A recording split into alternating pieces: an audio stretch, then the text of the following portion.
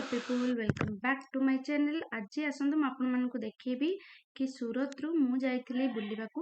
तो सूरत रु आमे जाइलु त्रयंबकेश्वर, जोटा कि गोटे बहुत बड़ शिवंकर मंदिर थिला, जोटा कि आपण मानक एबे मु दर्शन करिया को जाउची। आ डेरी न करी चलन देखिबा। एबे आमे रास्ते रे बाहर थिलु, एबे रास्ता रे अछु, जोटा कि आमे पाखा पाखी राती 1 रे बाहर थिलु आ एठी पहुंची जाइथिलु 7टा सुधा।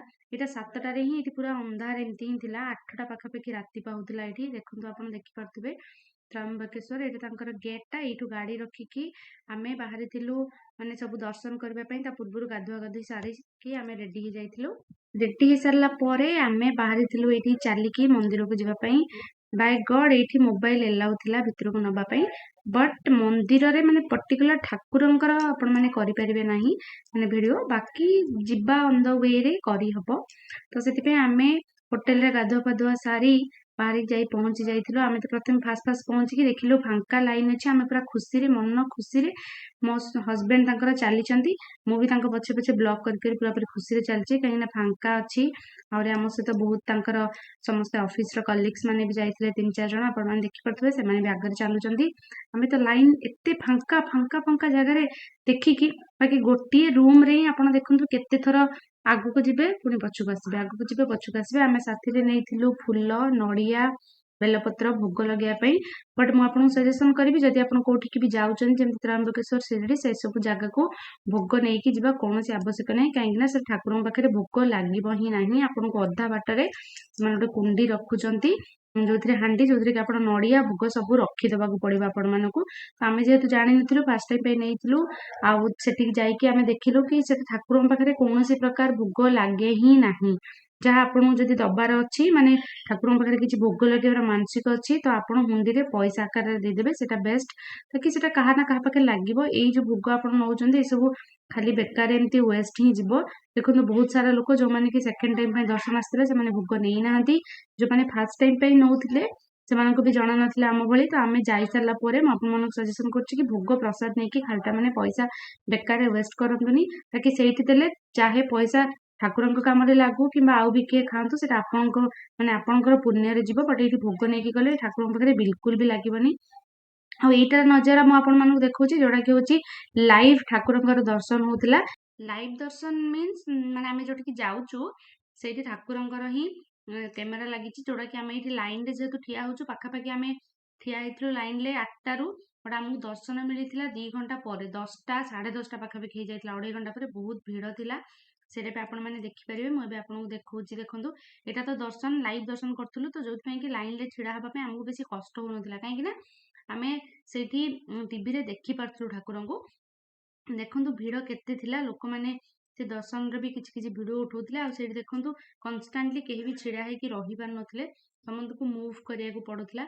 गोटे रूम भितरे आपनको लगभग 5 रु 6 7टा खंडे लाइन माने आगु को पछको एमति हबा को पडुथिला, जिबा आसीबा करिया को पडुथिला। देखंतु भीड़ केते अछि, आपण माने लोक मानकु देखिकि ही जानि परिबे।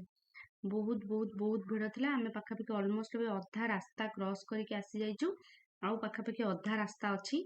एटा तो मंदिर रो पूर्वरु आपण पाखा पाखी 3-4 किलोमीटर एमती लाइन रे रहिया पड़ियो। माने रास्ता कम, बट आपण से गोटे रूम भितरे एपट सेपट करेबे, जेतमे आपण करिया पड़ियो। सेमती मरा भी जाइछि, रेलिंग सब मरा ही जाइछि।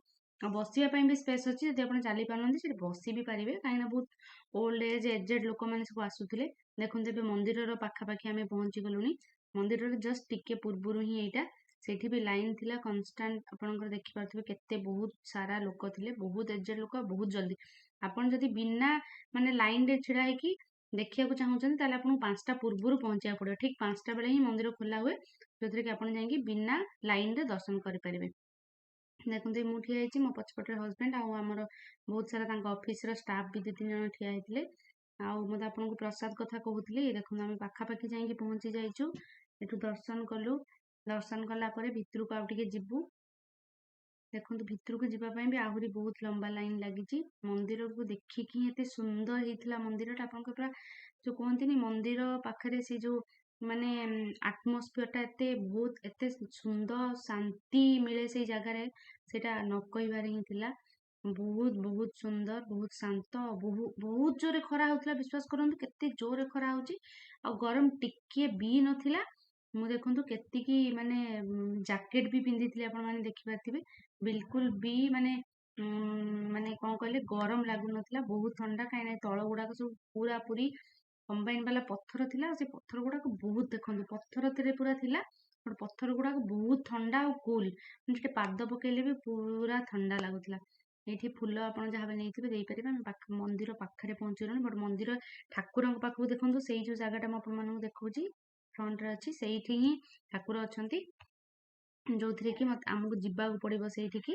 ଆମେ ଚାଲିକି ଏପଟେ ସାଇଡ୍ ଦେଇକି ଯାଉଥିଲୁ। ଏଠି ମଝିରେ ଯୋଉ ଜାଗା ଥିଲା, ସେଇ ମଝି ଜାଗାରେ ଯୋଉମାନେ ସବୁ ମାନସିକ ରଖିଛନ୍ତି ପୂଜା ପାଠ କିମ୍ବା ଯୋଉମାନଙ୍କର ଅଛି କିଛି କରେଇବା ପାଇଁ ବିଧି, ଯୋଉମାନେ କରିବାକୁ ଚାହୁଁଛନ୍ତି ସେଇଠି ଆପଣମାନେ କରେଇ ପାରିବେ। ବ୍ରାହ୍ମଣ ମାନେ ଯୋଉ ବସିଛନ୍ତି ତାଙ୍କ ପାଖରୁ ପୂଜା ପାଠ କରେଇ ପାରିବେ।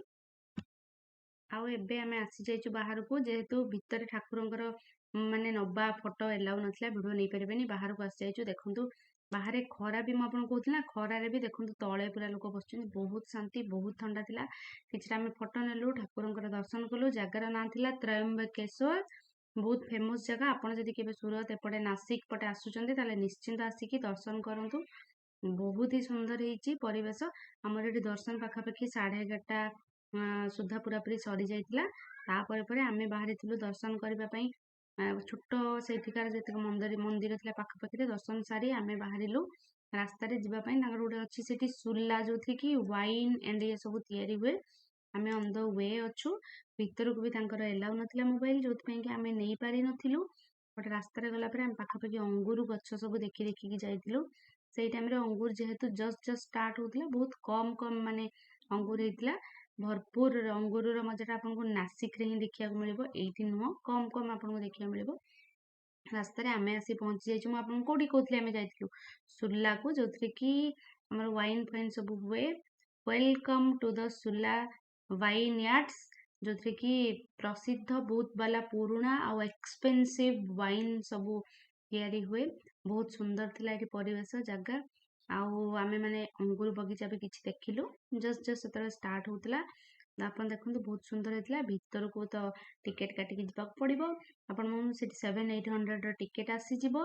ଆମେ ଯାଇ ସେଠି ଦେଖି ଦର୍ଶନ କରିସାରିଲା ପରେ, ମାନେ ସବୁ ଦେଖା ସେଖା ସବୁ କରିସାରିଲା ପରେ ଆମେ ରିଟର୍ନ ବ୍ୟାକ୍ କରିଥିଲୁ। ଆଉ ମୁଁ ଆପଣଙ୍କୁ ଅଧିକା କିଛି ଆଉ ନ ଦେଖେଇ ନ କହି ଏବେ ଚାଲନ୍ତୁ ଆଜିର ବ୍ଲଗଟିକୁ ଏଇଠୁ ଏଣ୍ଡ କରିବା।